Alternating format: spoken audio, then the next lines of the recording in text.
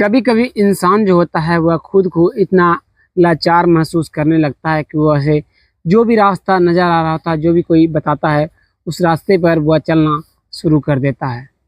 आज की घटना में कुछ ऐसा ही है। एक महिला जिसकी सहेली कहती है कि तुम अपने मैनेजर के साथ अगर रिलेशन बनाओगी तो तुम्हारी स्थिति जो है वह ठीक हो जाएगी और तुम्हारी कमियां भी पूरी होती जाएगी। फिर वह जो करती है उसके बाद की कहानी जान आपके पैरों तले जमीन खिसक जाने वाली है। सो नमस्कार, आदाब, सत श्री अकाल दोस्तों, मैं करण राज। आप देख रहे हैं अनोखी अपराध। ये घटना जो है छत्तीसगढ़ के रायपुर के एक छोटे से गांव की है। उसी गांव का रहने वाला दिलीप कुमार, जिसकी उम्र 28 साल थी, वह अपनी पत्नी और अपनी बुजुर्ग माँ के साथ गांव पर रहा करता था। दिलीप कुमार जो था वह अपने काम से राजमिस्त्री का काम किया करता था। वह वहाँ से अपने काम पर जाया करता, उसी से जितने भी पैसे मिलते उसी से उस घर का खर्च चल रहा होता है। जो उसकी पत्नी पुष्पा थी वह अपने घर को संभालती, अपनी सास को बेहद ही सेवा करती और एहसास होने नहीं देती कि वह उसकी जो माँ है और जो सास है उसमें क्या अंतर है। दिन इसी तरह से गुजरता हुआ जा रहा होता है। जो पुष्पा के माता पिता थे मायके वाले, वह उसके यहाँ पहुँचते हैं तो कहते हैं, बेटी 5 साल को शादी को होने को हैं, आखिर तुम दोनों का कोई संतान क्यों नहीं हो रहा है। जो पुष्पा थी वह वहीं पर अपनी माँ को गले को लगकर रोना शुरू कर देती है कि माँ, मैं क्या बताऊँ, किस मुँह से बताऊँ, मुझे समझ में नहीं आ रहा। मेरी शादी के 5 साल जरूर हो चुके हैं, लेकिन मेरे सीने में जो दर्द है मैं तुम्हें कैसे बताऊँ। जो पुष्पा की माँ थी वह कहती है, बेटी आखिर बात क्या है, क्या तुम्हें कमी हुई, किस कारण से तुम्हें संतान नहीं हो पा रहा है, क्या तुम में कोई खामी है। जो पुष्पा थी वह कहती है, मुझ में कोई खामी नहीं है माँ, जो आपके दामाद में ही खामियां हैं। वह दिखने में हट्टा कट्टा है पर उसके अंदर शारीरिक कमजोरी है। मैं उसके साथ सोती हूँ, मुझे लगता है कि मैं किससे यहाँ से मेरी शादी हो गई है। मैं काफ़ी ज़्यादा पछताती हूँ, लेकिन फिर भी मैं अपने परिवार के साथ खुश हूँ कि कोई संतान हो ना हो, मैं अपने परिवार के साथ बेहद खुशी से रह रही हूँ। जो पुष्पा की माँ होती है वह कहती है कि बेटी, तुम चाहो तो मेरे घर वापस चल सकती हो और मैं तुम्हारी किसी और से शादी करा दूंगी। पुष्पा कहती है, माँ, डोली जरूर उठी है आपके यहाँ से और यहाँ ससुराल में मैं आ गई हूँ, यहीं से मेरी अर्थी उठेगी, मैं यहाँ से कहीं नहीं जाऊँगी।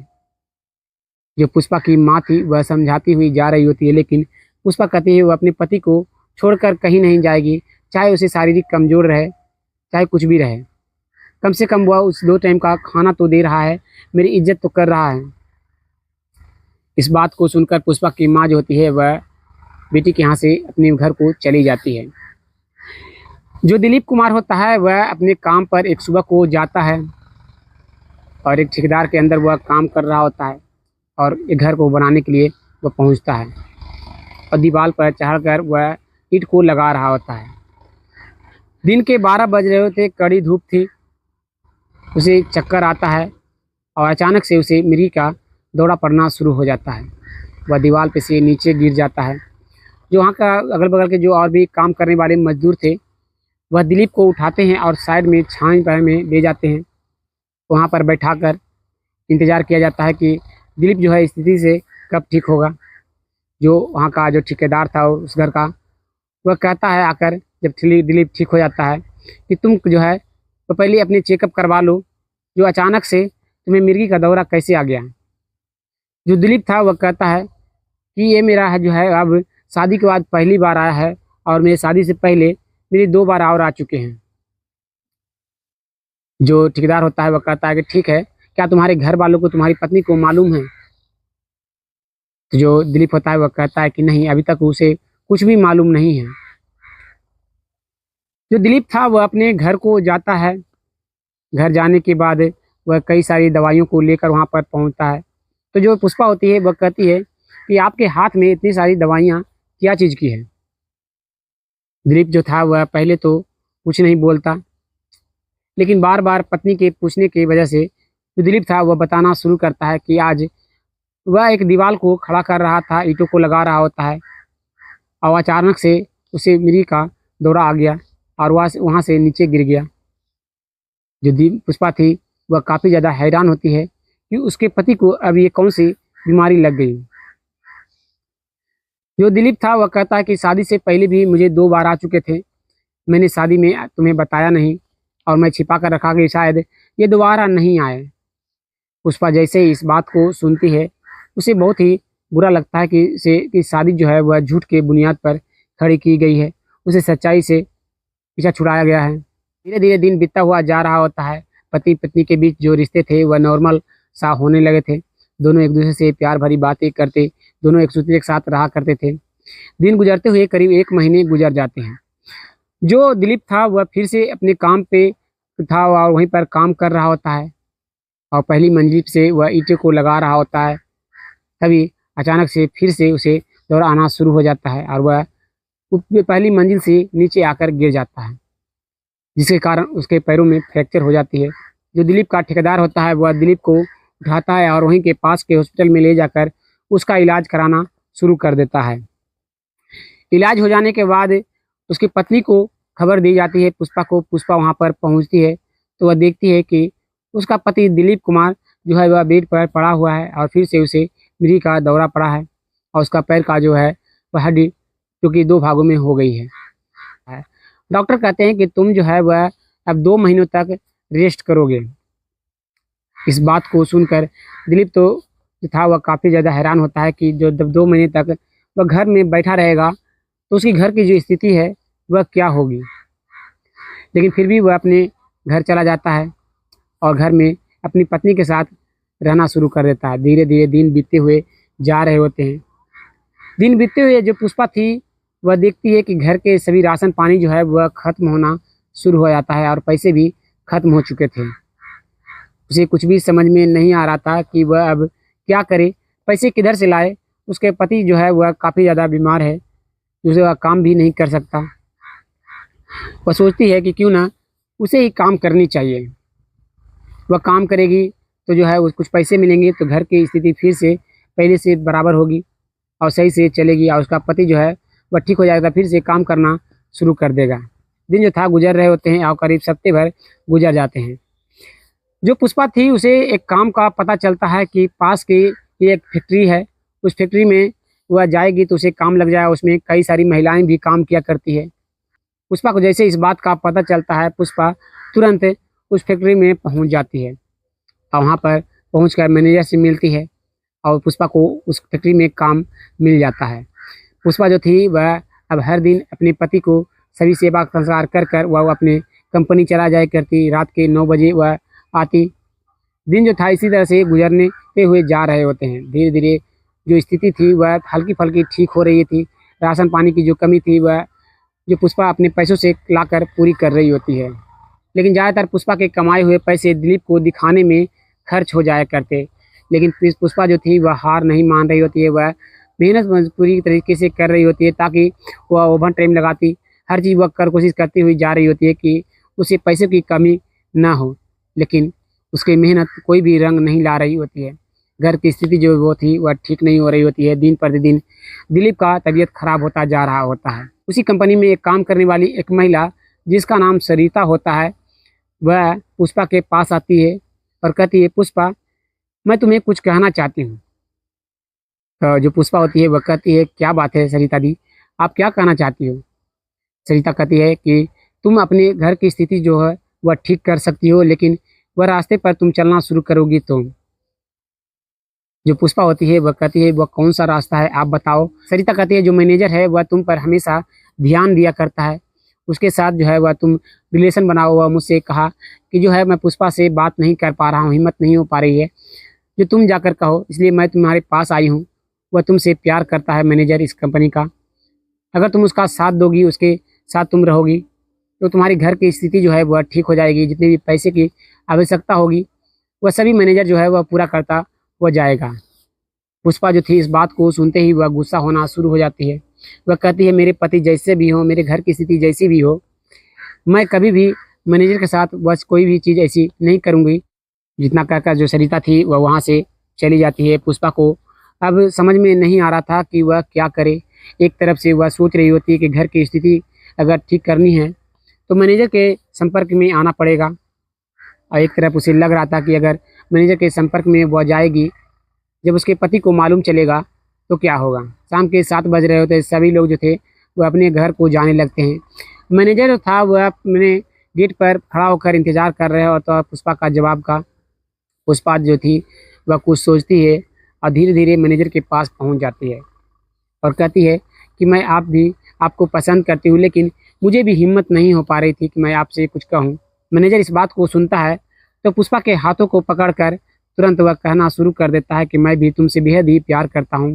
जो मेरी ज़रूरतों को तुम पूरा करो, मैं तुम्हारी ज़रूरतों को पूरा करता रहूँगा। तुम्हें कोई भी दिक्कत नहीं होगी। जो तुम्हारा पति तुम्हें सुख नहीं दे पाता है, संतुष्ट नहीं कर पाता है, मैं तुम्हें करूँगा। और तुम्हारी घर की स्थिति भी जो खराब है, मैंने सुना है, वह भी ठीक कर दूँगा। जो पुष्पा थी इस बात को सुनती है तो वह मुस्कुराती है। मैनेजर जिसका नाम राजकुमार होता है, वह देखता है कि सारे कंपनी के जो लोग थे, वर्कर थे, वह यहाँ से चले जा चुके हैं। तो वह पुष्पा से कहता है कि पुष्पा चलो मेरे साथ, तुम्हें एक होटल में ले जाता हूँ। वहाँ पर हम लोग पहले अच्छा अच्छा खाना खाएंगे, उसके बाद हम दोनों एक दूसरे से वहीं पर बातें किया करेंगे। जो राजकुमार मैनेजर था वह पुष्पा के साथ वहाँ से अपनी गाड़ी में निकलता है और एक होटल में पहुँच जाता है। वहाँ पर दोनों मिलकर खाना खाते हैं। खा लेने के बाद रामकुमार जो था वह पुष्पा के हाथों को पकड़ता है और कहता है कि पुष्पा हम यहाँ पर आए ही हैं तो थोड़ा जो है मेरा मनोरंजन तुम कर दो और कुछ मैं तुम्हें भी संतुष्टि करा देता हूँ। पुष्पा जो थी वह मुस्कुराती है और रामकुमार जो था उसके हाथों को पकड़ता है और उसे एक रूम में ले जाता है और दोनों मिलकर वहीं पर संबंध बनाना शुरू कर देते हैं। अब ये जो सिलसिला था चलता हुआ जा रहा होता है, दिन गुजर रहे होते हैं। पुष्पा जो थी वह हर दिन रामकुमार के साथ होटलों में जाया करती, कभी इधर जाया करती, कभी घूमने जाया करती। वह हर समय रामकुमार के आसपास ही इर्द गिर्द घूमती हुई रहती है। रामकुमार जो था वह कभी कभार अपने ऑफिस में ही वह पुष्पा के साथ संबंध बना लिया करता है। पुष्पा जो थी वह रामकुमार से कहती है कि रामकुमार क्यों ना मेरे घर तुम चलो, वहाँ पर मैं तुम्हें खाना कुछ बना कर खिलाऊंगी। तुम मेरे घर को देख लेना कि मैं किस स्थिति में रहती हूँ, मेरी आर्थिक स्थिति जो है वह कितनी खराब है। जो रामकुमार होता है वह कहता है कि ठीक है, अगर तुम कहती हो तो चलता हूँ। जो रामकुमार था वह पुष्पा के साथ पुष्पा के घर पर पहुँचता है। उसका पति वहीं पर दरवाजे के बाहर वहीं पर बैठकर जो कि था वह शराब पी रहा होता है।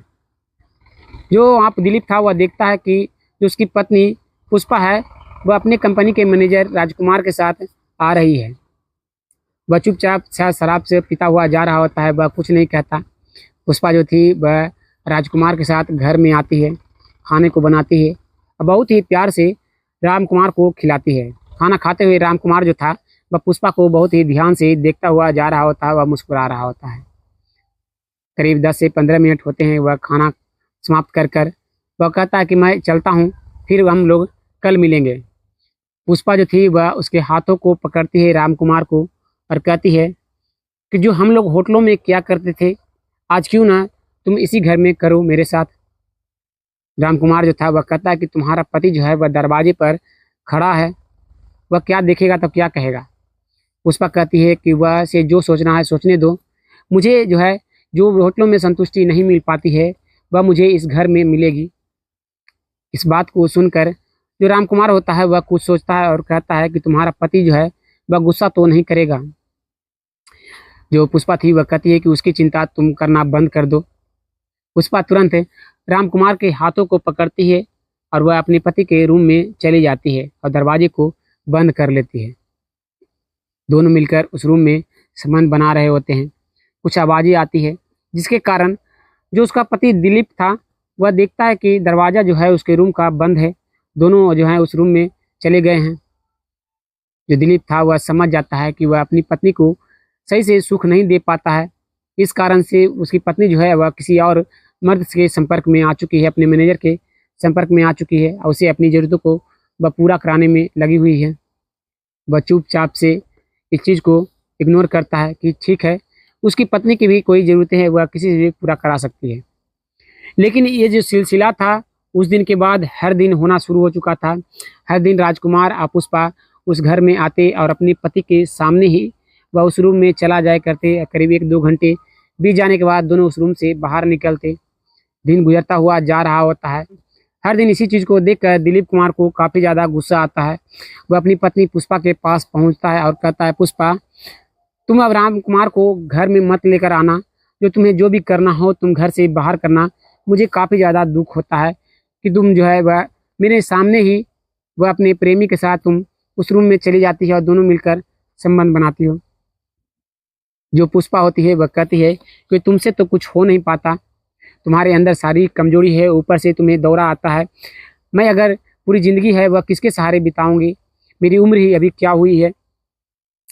दोनों के बीच वहीं पर कहासुनी होना शुरू हो जाती है। उसकी पत्नी भी चिल्लाकर बोल रही है और दिलीप कुमार भी चिल्लाकर बोल रहा है। गांव मोहल्ले के जो लोग थे वह उसके घर में पहुंचते हैं। वह बार बार वह दोनों एक दूसरे से रामकुमार के नाम को ले रहे होते हैं। तो गांव वाले कुछ सोचते हैं और तुरंत वह थाने को कॉल कर लेते हैं। थाने वाले के जो पुलिस थी वह तुरंत दिलीप कुमार के घर पर पहुंचती है, दोनों को समझाने की कोशिश करती है, लेकिन वह दोनों समझने को तैयार नहीं हो रहे होते हैं। दोनों झगड़ा करते हुए बार बार रामकुमार के नाम को लेते जा रहे होते हैं। पुलिस जो थी वह कहती है कि रामकुमार जो है वह कौन है। जो दिलीप होता है वह कहता है पुष्पा जिस कंपनी में काम किया करती है उसी कंपनी का वह मैनेजर है और उस मैनेजर से मेरी पत्नी का अफेयर है। जो वह दोनों हर दिन इस घर में आते हैं और एक दूसरे के साथ वह दोनों प्यार भरी बातें करते हैं और दोनों संबंध बनाना शुरू कर देते हैं। पुलिस जो थी वह तुरंत रामकुमार को थाने बुलाती है और साथ में पुष्पा को भी बुलाती है और दिलीप कुमार को भी बुलाती है। तीनों से पूछताछ की जाती है। पहले जो थी वह पुष्पा से पूछताछ की जाती है कि पुष्पा तुम आखिर अपने पति को छोड़ रामकुमार के साथ तुम क्यों अफेयर चला रही हो। जो पुष्पा होती है वह कहती है मेरे पति के शारीरिक कमजोरी है, ऊपर से उसे दौरा आता है, उसे मुझे कोई सुख नहीं मिल पा रहा, मैं उससे संतुष्ट नहीं हो पा रही हूँ। इसलिए मैं सोची कि मैं अपनी घर की स्थिति अपनी संतुष्टि के लिए, अपनी शारीरिक सुख के लिए क्यों ना रामकुमार के नज़दीक जाऊँ, वह ताकि मैनेजर है वह पैसों से भी मेरी मदद करेगा और ऊपर से शारीरिक से भी मदद करेगा। जो पुलिस थी वह कहती है क्या तुम अपने पति के साथ रहना चाहती हो। जो पुष्पा होती है वह कहती है मैं अपने पति के साथ नहीं रहना चाहती, मैं रामकुमार के साथ रहना चाहती हूँ। फिर पुलिस रामकुमार से पूछती है कि तुम्हारा क्या कहना है, क्या तुम पुष्पा को रखोगे, अपनी पत्नी बनाओगे। जो रामकुमार होता है वह कहता है कि मेरी शादी हो चुकी है, मेरे 2 और बच्चे हैं, लेकिन मैं फिर भी पुष्पा से शादी करने को तैयार हूँ, लेकिन पहले दिलीप इसे डिवोर्स देगा तो। पुलिस जो होती है वह तुरंत दिलीप की ओर देखना शुरू करती है और कहती है कि तुम्हारा क्या कहना है। दिलीप जो था वह कुछ सोचता है और कहता है कि पुष्पा जो है वह हर दिन मेरे सामने इस तरह की चीज़ों को करती है, मैं बर्दाश्त नहीं कर सकता। जो पुष्पा को जिस चीज़ में खुशी मिलती है वह उसी के साथ रहे, मैं डिवोर्स देने के लिए तैयार हूँ। पुलिस जो थी वहीं पर कागजात को तैयार करती है और तीनों के सिग्नेचर वहाँ पर कराए जाते हैं और सभी को अपने अपने घर भेज दिया जाता है। इस बात की खबर जब रामकुमार की पत्नी को मिलती है कि उसके पति जो है वह एक महिला से के प्रेम के जाल में फंसी हुई है, तो वह तुरंत पता करती है और तुरंत पुष्पा के घर पर पहुंच जाती है। पुष्पा देखती है कि उसके दरवाजे पर एक महिला जो है वह अपने 2 बच्चों के साथ खड़ी है। पुष्पा उसके पास पहुंचती है और कहती है कि आप लोग कौन हो। जो वह महिला होती है वह कहती है कि तुम्हारा नाम ही पुष्पा है। पुष्पा कहती है हाँ मेरा नाम ही पुष्पा है, तब तो तुम रामकुमार को बेहद ही अच्छी तरीके से जानती होगी। तो वह जो पुष्पा थी वह मुस्कुराते हुए कहती है कि वह तो मेरे जान है। जो वह महिला होती है वह कहती है कि तुम्हारी जान बनने से पहले वह मेरी जान है और इनके जो 2 बेटे हैं और तुम मेरे घर को बर्बाद कर रही हो, मेरे घर के तबाह करने पर लगी क्यों हो। दोनों के बीच वहीं पर गेट पर ही, दरवाजे पर ही दोनों के बीच झगड़ा होना शुरू हो जाता है। झगड़ा होते होते जो पुष्पा थी वह वहीं पर से एक डंडे को उठाती है और तुरंत उस महिला के ऊपर बरसाने लगती है। जो दिलीप कुमार था वह इस चीज़ को देखता हुआ जा रहा होता है। अब उसे लगता है कि जो पुष्पा है कहीं इस महिला को इस दुनिया से अलविदा न कर दे, इसलिए वह वहीं से एक रॉड को उठाता है, वह अपनी पत्नी के सर पर दे मारता है। पुष्पा जो थी वह वहीं पर गिर जाती है और वह छटपटाते हुए इस दुनिया को छोड़कर चली जाती है। वो महिला इस चीज़ को जैसे ही वह देखती है वह तुरंत वहाँ से वह चली जाती है सीधे थाने और सभी पुलिसकर्मी को इस बात की खबर दे देती है कि दिलीप कुमार ने पुष्पा को इस दुनिया से अलविदा कर दिया। पुलिस जो थी वह तुरंत उसके घर पर पहुंचती है, दिलीप को गिरफ्तार कर लेती है और उसे लेकर चली जाती है। आपको किसकी गलती लगती है कमेंट में अपना राय जरूर दीजिएगा। फिर मिलते हैं एक और वीडियो में, तब तक के लिए धन्यवाद। जय हिंद।